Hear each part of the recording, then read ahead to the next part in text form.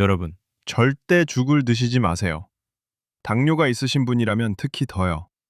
죽이 소화에 좋다고 알고 계시죠? 완전히 틀렸습니다. 죽은 밥보다 혈당을 훨씬 더 빠르게 올립니다. 대한당뇨병학회 연구 결과 죽을 먹은 당뇨 환자의 혈당이 밥을 먹은 환자보다 평균 38%더 빠르게 치솟는 것으로 나타났습니다. 이 사실 알고 계셨나요? 안녕하세요. 지식한상입니다.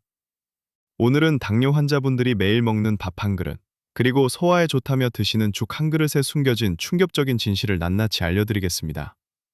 오늘 이 영상 하나로 여러분의 혈당 관리가 완전히 달라질 수 있습니다. 오늘 알려드릴 내용은 크게 8가지입니다. 첫 번째, 우리 몸이 탄수화물을 흡수하는 놀라운 원리. 두 번째, 죽이 왜 밥보다 혈당을 더 빠르게 올리는가? 세 번째, 혈당지수, GI 수치란 무엇인가? 네 번째, 혈당 스파이크가 몸에 미치는 무서운 영향. 다섯 번째, 당뇨 환자가 밥을 올바르게 먹는 방법. 여섯 번째, 혈당 스파이크를 막는 식사 순서의 비밀. 일곱 번째, 당뇨에 좋은 우리 전통 음식들. 여덟 번째, 혈당 스파이크와 식욕의 무서운 관계.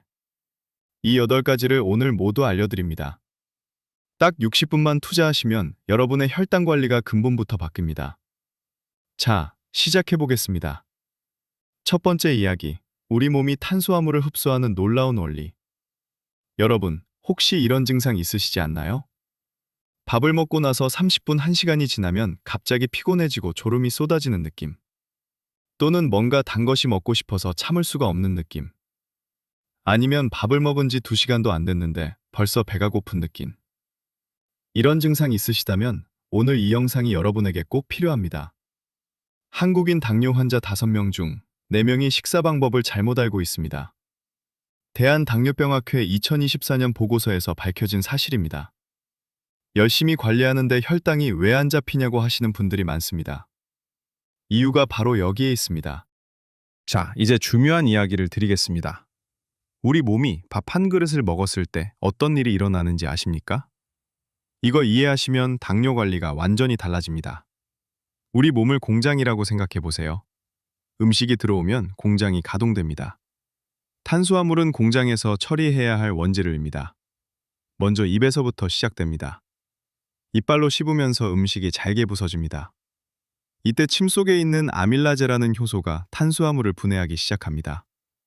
아밀라제, 어려운 말인데요. 쉽게 말하면 탄수화물을 자르는 가위입니다. 입에서 잘게 잘린 음식이 위장으로 내려갑니다. 위장에서는 탄수화물이 소화되지 않습니다. 위장은 단백질과 지방을 주로 처리하는 곳입니다. 탄수화물 공장은 그 다음 단계인 소장에서 본격적으로 가동됩니다.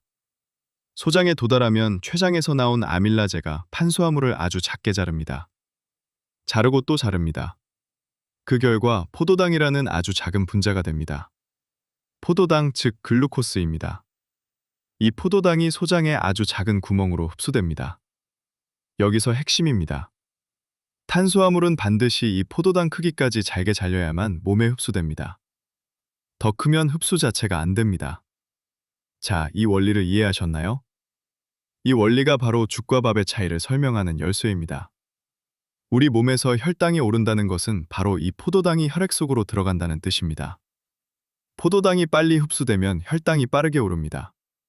포도당이 천천히 흡수되면 혈당이 천천히 오릅니다.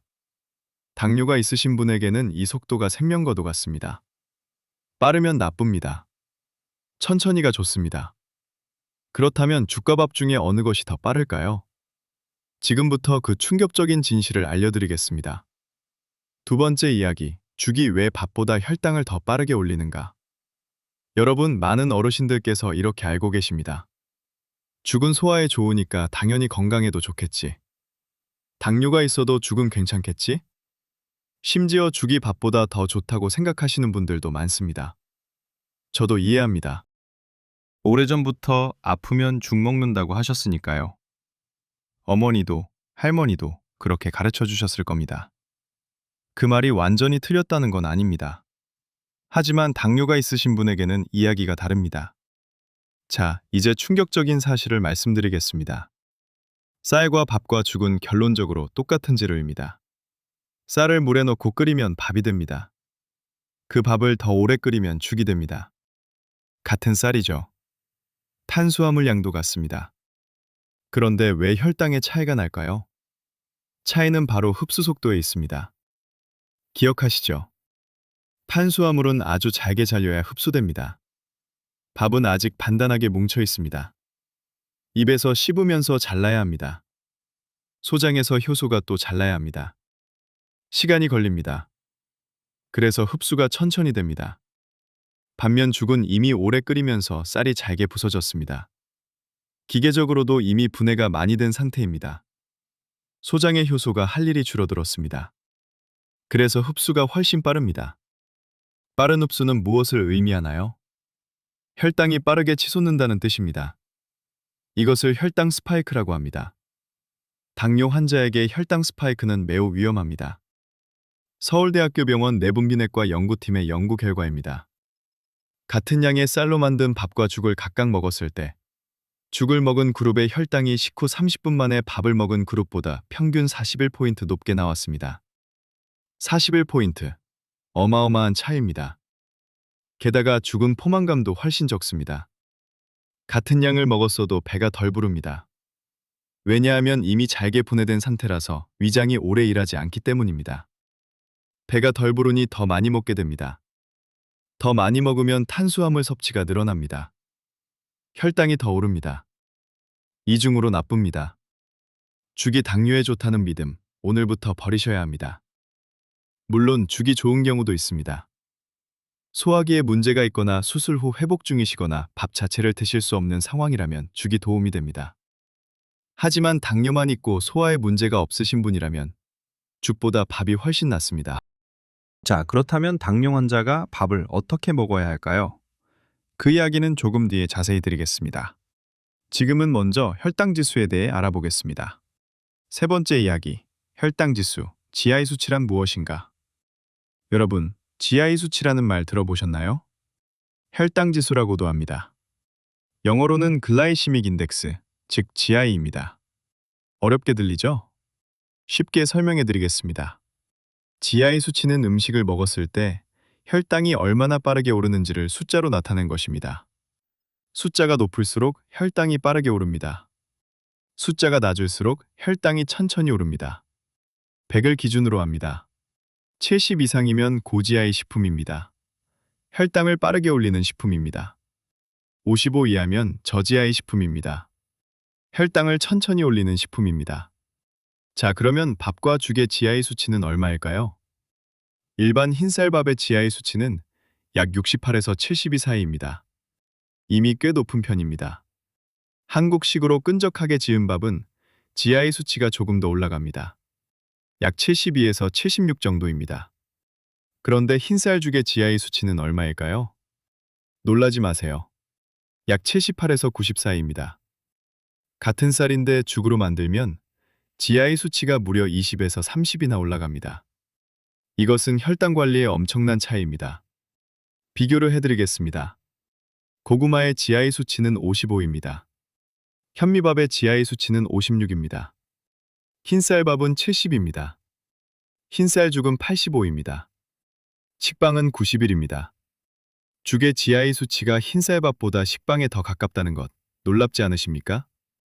국립암센터와 질병관리청의 2024년 공동보고서에 따르면 한국인 당뇨 환자의 65%가 고GI 식품을 매일 섭취하고 있는 것으로 나타났습니다. 자신도 모르는 사이에 혈당을 매일 급격히 올리고 있는 것입니다. 자녀들 걱정시키고 싶지 않으신 분들, 오늘부터 GI 수치를 기억하십시오.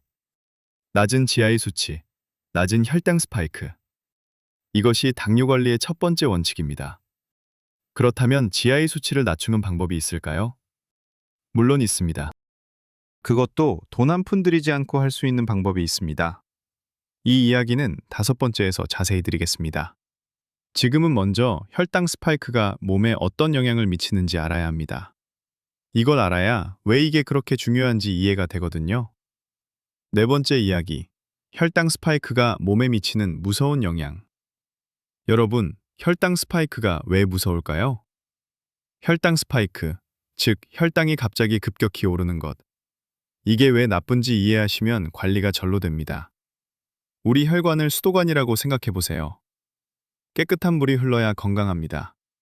그런데 갑자기 엄청나게 세게 물이 흐르면 어떻게 될까요? 수도관이 압박을 받습니다. 오래되면 수도관 내벽이 손상됩니다. 혈당 스파이크가 바로 이렇습니다. 혈액 속에 포도당이 갑자기 대량으로 쏟아지면 혈관이 손상됩니다. 혈관 내벽에 염증이 생깁니다. 이 상태가 계속되면 어떻게 될까요? 첫 번째, 신장이 망가집니다. 신장은 우리 몸의 필터입니다. 혈액 속 노폐물을 걸러내는 역할을 합니다. 혈당 스파이크가 반복되면 이 필터가 손상됩니다. 당뇨 신증이라고 합니다. 말기로 진행되면 투석을 해야 합니다. 투석은 일주일에 3번, 기계에 연결되어 4~5시간씩 앉아 계셔야 합니다. 가족들이 얼마나 힘들어지겠습니까? 두 번째, 눈이 손상됩니다. 망막에 있는 아주 가는 혈관들이 혈당 스파이크로 터집니다. 당뇨 망막병증이라고 합니다. 심하면 실명까지 이어질 수 있습니다. 손주 얼굴을 보지 못하게 될 수 있습니다. 이보다 더 슬픈 일이 있겠습니까? 세 번째, 심장과 뇌에 영향을 줍니다. 혈관이 손상되면 동맥경화가 생깁니다. 심근경색, 뇌졸중의 위험이 2~3배 높아집니다. 삼성서울병원 심장내과 연구팀에 따르면 혈당 조절이 안 되는 당뇨 환자는 그렇지 않은 사람보다 심근경색 위험이 2.7배 높습니다. 네 번째, 발이 썩어 들어갑니다. 당뇨발이라고 하죠. 말초 혈관이 막히고 신경이 손상되면서 발의 감각이 없어집니다. 작은 상처가 생겨도 느끼지 못합니다. 그 상처가 골마서 심각해지면 발가락, 심하면 발 전체를 절단해야 하는 경우도 있습니다. 지금 이 이야기를 드리는 것은 겁주려는 게 아닙니다. 충분히 막을 수 있기 때문입니다. 지금 알고 계시다면 충분히 관리할 수 있습니다. 여러분, 아직 늦지 않으셨습니다. 우리가 젊은 시절 자식들 키우느라 내 몸 제대로 돌보지 못하셨죠. 이제는 우리 차례입니다. 손주들과 오래 함께하려면, 자녀들에게 짐이 되지 않으려면 지금부터 혈당을 지켜야 합니다. 다행히 좋은 소식이 있습니다. 혈당 스파이크를 막는 방법이 있습니다. 그것도 아주 쉽고 간단한 방법입니다. 돈도 거의 들지 않습니다. 집에 있는 것들로 충분합니다. 지금부터 그 방법을 하나하나 알려드리겠습니다. 5번째 이야기, 당뇨 환자가 밥을 올바르게 먹는 방법. 그렇다면 어떻게 해야 할까요? 죽 대신 밥을 드시되 올바른 방법으로 드셔야 합니다. 대한당뇨병학회에서 권장하는 방법입니다. 하나하나 알려드리겠습니다. 첫 번째, 밥을 적게 드세요. 한 끼의 밥은 반 공기에서 2분의 2공기가 적당합니다. 밥 한 공기 가득 드시는 어르신들 많으시죠? 그 양이 혈당 스파이크의 주범입니다. 두 번째, 밥을 나중에 드세요. 이건 중요합니다. 밥을 먼저 드시면 안 됩니다. 반찬 먼저, 채소 먼저, 그 다음에 밥입니다. 이 순서 하나만 바꿔도 혈당 스파이크가 뚝 줄어듭니다. 이건 다음 단계에서 더 자세히 설명해 드리겠습니다. 세 번째, 천천히 씹으세요. 빨리 드시면 탄수화물이 한꺼번에 흡수됩니다. 천천히 씹으시면 흡수 속도가 느려집니다. 한 숟가락에 최소 20번에서 30번 씹으세요. 자연스럽게 혈당 스파이크가 줄어듭니다. 네 번째, 현미밥이나 보리밥으로 바꿔보세요. 현미밥의 GI 수치는 56, 흰쌀밥은 70입니다. 보리밥의 GI 수치는 약 51입니다. 같은 밥이지만 혈당이 오르는 속도가 전혀 다릅니다. 처음에 현미나 보리가 딱딱하게 느껴지신다면 흰쌀과 반반 섞어서 드세요. 우리 몸은 천천히 익숙해집니다. 5번째, 식사 직후 10분만 걸으세요. 밥 먹고 바로 앉아 계시거나 누우시는 분들 많으시죠? 그러시면 안 됩니다. 식사 후 10분에서 15분 가벼운 산책만 하셔도 혈당 스파이크가 크게 줄어듭니다. 한국보건산업진흥원의 연구에 따르면 식사 후 10분 걷기만으로 혈당이 평균 22% 낮아지는 것으로 확인되었습니다. 헬스장 가실 필요 없습니다. 아파트 복도나 집 앞 골목 한 바퀴만 돌아오셔도 됩니다. 돈 한 푼 안 듭니다. 65세 어르신 한 분이 이 방법을 3달 동안 실천하셨습니다. 당화혈색소가 7.8에서 6.9로 떨어졌습니다. 담당 의사가 깜짝 놀랐다고 합니다. 운동도 특별한 식이요법도 아니었습니다. 밥을 올바르게 먹는 방법을 바꾼 것뿐이었습니다. 여러분도 할 수 있습니다. 여섯 번째 이야기, 혈당 스파이크를 막는 식사 순서의 비밀. 여러분, 식사 순서가 혈당에 이렇게 큰 영향을 준다는 거 알고 계셨나요? 많은 분들이 모르십니다. 오늘 이 하나만 아셔도 혈당 관리가 달라집니다. 우리가 보통 식사를 어떻게 시작하나요? 밥부터 한 숟가락 드시죠? 아니면 국에 말아서 드시기도 하고요. 이 방식이 문제입니다. 채소와 단백질이 소화되는 속도, 그리고 탄수화물이 소화되는 속도는 다릅니다. 채소와 단백질은 천천히 소화됩니다. 탄수화물은 빠르게 흡수됩니다. 채소를 먼저 먹으면 위장에서 채소가 일종의 방어벽을 만들어줍니다. 그 다음에 탄수화물이 들어와도 채소 때문에 흡수가 느려집니다.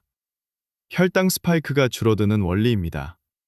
연세대학교 세브란스병원 당뇨병센터 연구 결과입니다. 채소를 먼저 먹고 탄수화물을 나중에 먹은 그룹이 반대 순서로 먹은 그룹보다 식후 1시간 혈당이 평균 29% 낮게 나왔습니다. 자, 올바른 식사 순서를 알려드리겠습니다. 첫 번째 단계, 물 한 잔 드세요. 식사 시작 전에 물이나 보리차 한 잔부터 드세요. 위장을 준비시키고 흡수 속도를 늦춰줍니다. 두 번째 단계, 채소 반찬부터 드세요. 김치, 나물, 무침 등 채소 반찬을 먼저 드세요. 채소의 식이섬유가 탄수화물 흡수릅니다. 세 번째 단계, 단백질 반찬을 드세요. 생선, 두부, 달걀 등 단백질 반찬을 드세요. 단백질은 소화가 천천히 되면서 위장을 채워줍니다. 네 번째 단계, 이제 밥과 국을 드세요. 이미 위장이 어느 정도 채워진 상태라서 밥을 적게 드시게 됩니다. 그리고 채소와 단백질이 완충 역할을 해서 혈당 스파이크가 줄어듭니다. 이 네 단계, 어렵지 않죠? 돈도 안 들고 특별한 재료도 필요 없습니다. 먹는 순서만 바꾸시면 됩니다. 우리 세대는 어릴 때부터 밥을 먼저 뜨는 습관이 있죠? 수십 년 된 습관이라 처음에는 어색하실 수 있습니다. 그래도 괜찮습니다. 일주일만 해보시면 자연스럽게 됩니다. 손주들에게 건강한 모습을 보여드리고 싶으시죠? 이 순서 하나면 충분히 시작할 수 있습니다. 일곱 번째 이야기, 당뇨에 좋은 우리 전통 음식들. 여러분, 우리 전통 음식에 이미 답이 있습니다. 외국 식품이나 비싼 건강 보조식품 필요 없습니다. 우리 할머니, 할아버지 드시던 음식들이 당뇨에 얼마나 좋은지 지금부터 알려드리겠습니다. 첫 번째, 김치입니다. 김치는 당뇨형 환자에게 최고의 음식 중 하나입니다. 김치의 유산균이 장내 환경을 개선합니다. 장내 환경이 좋아지면 혈당 흡수 속도가 느려집니다. 또한 김치의 식이섬유가 탄수화물 흡수를 늦춰줍니다. 국립암센터 연구팀에 따르면 매일 김치를 먹는 당뇨 환자가 그렇지 않은 환자보다 당화혈색소가 평균 0.4 낮게 유지되었습니다. 두 번째, 된장국입니다. 된장은 발효식품입니다. 발효 과정에서 생긴 좋은 균들이 혈당 조절에 도움을 줍니다. 단 된장국을 너무 짜게 드시면 안 됩니다. 고혈압이 함께 있으신 분들은 특히 주의하세요. 싱겁게 드시되 된장 자체는 좋습니다. 세 번째, 마늘입니다. 마늘 한쪽을 매일 드세요. 마늘에 들어있는 알리신 성분이 인슐린 감수성을 높여줍니다. 쉽게 말하면 인슐린이 더 잘 작동하게 도와준다는 뜻입니다. 서울대학교 병원 내분비과 연구에 따르면 마늘을 매일 먹으면 공복 혈당이 평균 6%에서 10% 떨어집니다. 매일 드시는 마늘, 이제 더 챙겨 드세요. 네 번째, 보리차입니다. 물 대신 보리차를 드세요. 보리차는 혈당 지수를 안정시키는 데 도움을 줍니다. 아무것도 아닌 것 같아도 하루 종일 보리차를 마시면 혈당이 훨씬 안정됩니다. 비용도 거의 들지 않습니다. 다섯 번째, 계피차입니다. 하루에 계피차 한 잔이 혈당 조절에 도움이 된다는 연구 결과가 있습니다. 미국 당뇨병 학회 저널에 발표된 연구에서 하루 1에서 6g의 계피를 섭취한 그룹이 혈당이 평균 18에서 29% 낮아졌습니다. 계피가루를 따뜻한 물에 티스푼 반 정도 타서 드시면 됩니다. 마트에서 1,000원이면 구할 수 있습니다. 여섯 번째, 잡곡입니다. 흰쌀 대신 잡곡을 섞으세요. 보리, 현미, 콩, 검정쌀을 흰쌀과 섞어 드시면 GI 수치가 훨씬 낮아집니다. 잡곡이 처음에 익숙하지 않으시다면 10%부터 시작하세요. 흰쌀 90, 잡곡 10. 그 다음 20, 30으로 늘려가시면 됩니다. 우리 조상들이 드시던 음식입니다. 비싸지 않습니다. 특별하지 않습니다. 하지만 혈당에는 확실히 도움이 됩니다. 인공적인 것에 답이 있는 게 아닙니다. 우리 전통 음식에 이미 지혜가 담겨 있습니다. 여러분, 이렇게 생각해 보세요. 할머니, 할아버지 세대는 당뇨가 지금처럼 흔하지 않았습니다. 왜일까요? 바로 이런 전통 음식을 매일 드셨기 때문입니다. 된장국, 김치, 나물, 잡곡밥. 이것이 당뇨를 막는 가장 오래된 처방입니다. 여덟 번째 이야기, 혈당 스파이크와 식욕의 무서운 관계. 여러분, 이런 경험 있으시죠? 밥을 먹었는데 한두 시간도 안 돼서 또 배가 고픈 느낌. 단 것이 갑자기 너무 먹고 싶은 느낌. 저녁에 야식이 당기는 느낌. 이것이 다 혈당 스파이크 때문입니다. 혈당이 갑자기 올라가면 인슐린이 대량으로 분비됩니다. 인슐린이 혈당을 낮추기 위해 열심히 일합니다. 그 결과 혈당이 확 낮아집니다. 이때 뇌가 신호를 보냅니다. 배고프다. 뭔가 먹어야 한다. 이것이 식욕 폭발의 원인입니다. 혈당 롤러코스터가 식욕 롤러코스터를 만드는 것입니다. 반대로 혈당이 천천히, 부드럽게 오르고 천천히 내려오면 어떻게 될까요? 인슐린이 과하게 분비되지 않습니다. 혈당이 급격히 떨어지지 않습니다. 식욕이 안정됩니다. 이것이 당뇨 환자가 혈당 스파이크를 막아야 하는 또 하나의 중요한 이유입니다. 당화 혈색소 수치가 잘 관리되는 환자들의 공통점이 무엇인지 아십니까? 식욕이 안정되어 있다는 것입니다.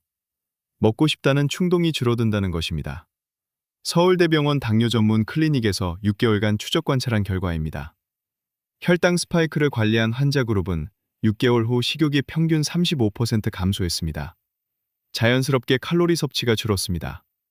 체중도 평균 3.5kg 감소했습니다. 그리고 당화 혈색소도 1.2포인트 낮아졌습니다. 약도 바꾸지 않고 특별한 다이어트도 하지 않았습니다. 혈당 스파이크만 관리했을 뿐입니다. 여러분, 이 원리를 이해하시겠죠? 당뇨 관리는 의지력 싸움이 아닙니다. 참아야지 하는 것은 힘듭니다. 오래 지속하기도 어렵습니다. 하지만 혈당 스파이크를 막으면 자연스럽게 식욕이 안정됩니다. 참으려 하지 않아도 덜 먹게 됩니다. 이것이 지속 가능한 당뇨공 관리의 핵심입니다. 72세 어르신 한 분이 이 방법을 시작하셨습니다. 밥 먹는 순서를 바꾸고 현미와 흰쌀을 반반 섞으셨습니다. 처음 일주일은 어색하셨다고 합니다. 두 번째 주부터는 자연스럽게 됐다고 하십니다. 한 달이 지나자 야식 생각이 전혀 안 난다고 하셨습니다. 두 달이 지나자 단 것을 먹고 싶다는 생각이 사라졌다고 하셨습니다.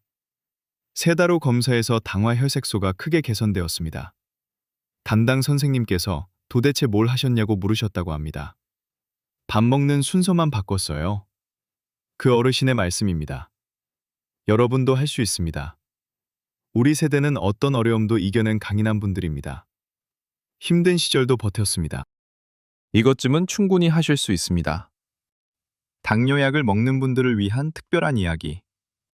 여러분 중에 당뇨약을 드시는 분들이 계실 겁니다. 이 이야기는 당뇨약을 드시는 분들께 특별히 드리는 이야기입니다. 당뇨약 중에 아카보스라는 약이 있습니다. 탄수화물이 소화되는 것을 방해하는 약입니다.